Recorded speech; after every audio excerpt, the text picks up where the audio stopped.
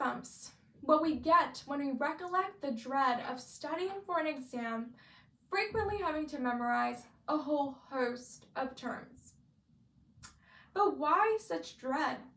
A lot of it actually has to do with our study methods.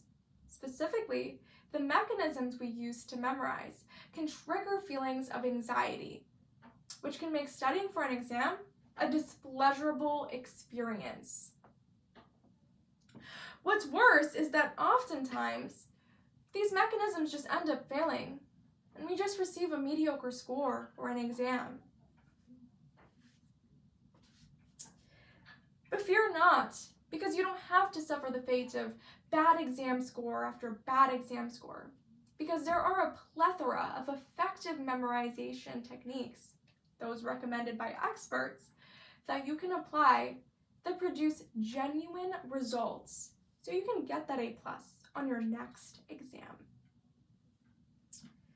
Effective memorization techniques include the method of Loki and chunking. According to the Stanford Encyclopedia of Philosophy, the method of Loki has been used since the time of the ancient Greeks. The way this works is that you choose a familiar place, your house or your route to school, and you mentally put the items you would want to recall later around that place. In order to recall each item, simply visualize yourself walking back through that familiar location and either picking up or passing by each item you placed there.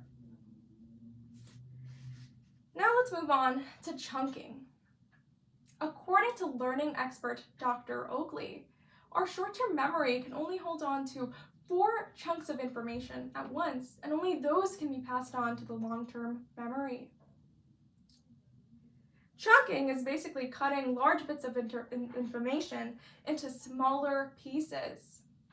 So, for example, if you want to learn trade between Japan and Germany, first study Germany, its people, its culture, and its economy.